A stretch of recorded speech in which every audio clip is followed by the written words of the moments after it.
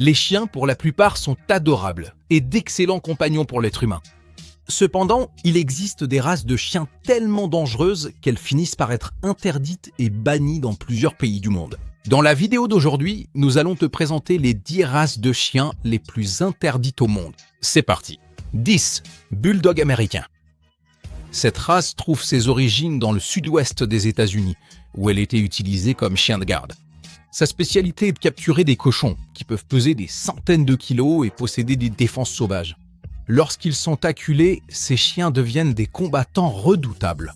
Pour cette raison, le bulldog américain est interdit au Danemark, à Singapour et dans plusieurs municipalités. L'apparence de cet animal varie quelque peu, selon la lignée et l'objectif de l'élevage. En général, les mâles de ce type sont plus robustes, et leur taille varie de 58 à 68 cm, tandis que leur poids oscille entre 31 et 58 kg chez les mâles et les femelles, bien qu'ils puissent devenir encore plus grands. 9. Bandog. Bandog est un terme qui désigne des chiens de travail sans race définie, généralement utilisés spécifiquement comme chiens de garde, mais pouvant aussi être employés secondairement pour la chasse de gros animaux, comme les sangliers et les ours. Ce concept suscite l'intérêt dans le milieu des éleveurs et amateurs de chiens de travail, où la santé et la performance sont davantage valorisées que la beauté ou la pureté de la race. Pour obtenir un chien classé comme bandog, on croise généralement des chiens de type molosse et des mastifs de garde, en les soumettant à des tests individuels de tempérament réalisés par des professionnels qualifiés afin de garantir les qualités d'un chien vigoureux et doté d'une forte aptitude à la garde. Les bandogs sont généralement interdits partout où il existe des restrictions concernant les races de chiens dans le pays. 8. Mastif napolitain. Le mastif napolitain est une race de chien de type mastif, originaire d'Italie, où il était autrefois utilisé comme chien gladiateur lors des sanglants spectacles du Colisée. Ils ont également été utilisés comme chiens de guerre par la Légion romaine. Aujourd'hui, ils sont généralement des protecteurs du foyer. D'apparence singulière, les plus grands mâles peuvent atteindre 70 kg et sont recouverts d'une peau lâche et plissée, avec une grande quantité de peau sur le visage.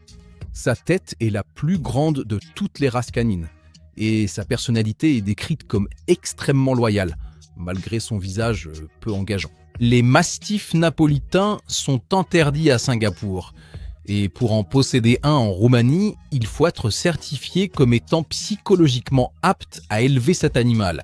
7. Le chien-loup. Le chien-loup est un animal issu du croisement entre des chiens domestiques et un loup. Ces animaux ont besoin de grands espaces pour courir et se sentir libres. Sinon, ils peuvent devenir très agressifs, ce qui les rend déconseillés aux propriétaires sans expérience dans l'élevage de chiens dangereux. En raison de sa structure génétique variée, le chien-loup est extrêmement imprévisible, réagissant à certaines situations comme un loup sauvage et à d'autres comme un chien. Il conserve un instinct de chasse extrêmement développé et il n'est généralement pas considéré comme un bon animal de compagnie. Il y a eu de nombreuses attaques contre des humains, le plus souvent contre de jeunes enfants, car ils peuvent les percevoir comme des proies. L'élevage du chien-loup est interdit en Norvège. 6. Boerboel. Le Boerboel est une race de chien de grande taille, originaire d'Afrique du Sud. Cette race a été développée pour être un chien de travail à la ferme, servant de chien de garde et de bouvier, affichant une prestance imposante, se tenant avec assurance et se déplaçant avec puissance. Il a été créé à partir de divers chiens africains indigènes et de chiens de garde, et ils sont considérés comme d'excellents protecteurs domestiques. Le Boerboel est une race intelligente, énergique et qui a tendance à être protectrice envers sa famille et son territoire, n'hésitant pas à défendre ses proches jusqu'à la mort si nécessaire. Cette race est interdite au Danemark. 5. Dogue argentin. C'est une race de chiens blancs originaire d'Argentine qui a été créée pour les combats de chiens, mais aussi pour la chasse et la capture de gros animaux, comme les sangliers, les pécaris et les pumas, étant considérée comme la meilleure race de chien de prise. Avec une mâchoire spécialement conçue pour capturer et maintenir fermement, certaines lignées sont également aptes à la fonction de chien de garde. Il s'agit d'un animal loyal et compagnon avec la famille, et ces spécimens sont blancs afin d'être facilement repérés par leur maître pendant les chasses. Le dog est interdit dans au moins 10 pays, dont l'Australie, la Nouvelle-Zélande et le Portugal. 4. Dog des Canaries. Le Dog des Canaries est une race de chien originaire des îles Canaries, en Espagne. Actuellement, la race est principalement utilisée comme chien de garde territorial, chien de prise pour la chasse au gros gibier, et elle est également employée comme chien d'exposition. Cette race a acquis une certaine notoriété en 2001, lorsqu'un couple de dogs des Canaries, nommés Benny et Hera, a attaqué et tué une femme de 33 ans, Diana Whipple, dans le couloir d'un immeuble à San Francisco. En famille, ils ont un comportement doux et noble et sont très dévoués à leur maître. Cependant, lorsqu'il s'agit d'étrangers envahissant leur territoire, ils peuvent devenir agressifs, car ce sont des chiens naturellement dominants et au tempérament fort. Cette race de chien est interdite en Australie et en Nouvelle-Zélande. 3. Fila Brasileiro. Imaginez un chien robuste, doté d'un excellent flair, d'un tempérament fort et qui exige la poigne ferme de maître expérimenté. C'est ça, le Fila Brasilio.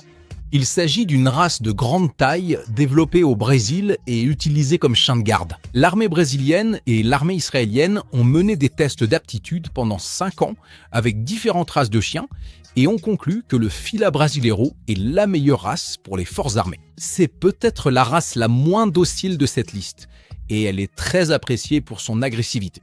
Ce trait de caractère fait que le Fila méprise les étrangers, au point que les juges des expositions canines brésiliennes sont conseillés de ne pas les toucher.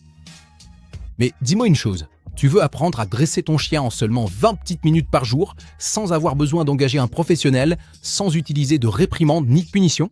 Clique sur le lien dans la description de la vidéo et découvre comment transformer le chien le plus turbulent, désobéissant et compliqué en un animal de compagnie très sage, calme et docile. Passons maintenant au numéro 2, le Tosa Inu. Le Tosa Inu est une race originaire du Japon, connue dans son pays natal comme des combattants. Il s'agit d'un chien de grande taille, à l'allure imposante et à la constitution robuste, avec un tempérament marqué par la patience, la retenue, l'audace et le courage. Le Tosa est un mélange de chiens indigènes japonais et de plusieurs races occidentales, comme le mastif et le bull terrier. Il est illégal de posséder cette race au Danemark, à Malte et en Norvège, entre autres pays. Pitbull. Il n'existe aucune race de chien sur Terre plus populaire que le pitbull. Très diffamé, le pitbull a été créé à partir des premiers bulldogs et terriers dans le but de combattre d'autres chiens. Appréciés pour leur force, ces animaux sont devenus un symbole urbain de la masculinité criminelle. L'élevage et le dressage précaire de la race font qu'ils sont responsables d'attaques contre des humains dont beaucoup sont mortels. Qu'ils soient considérés comme des animaux de compagnie dociles ou des monstres mortels, ils sont illégaux au Canada, en Angleterre, en Norvège, au Danemark et dans de nombreux autres pays à travers le monde. Mais alors, auriez-vous le courage de vous occuper de l'un de ces chiens ? Dites-le nous dans les commentaires. Si vous avez aimé la vidéo d'aujourd'hui, n'oubliez pas de laisser un like et de vous abonner à la chaîne pour recevoir bien sûr d'autres vidéos intéressantes comme celle-ci. À la prochaine vidéo tout le monde. Salut!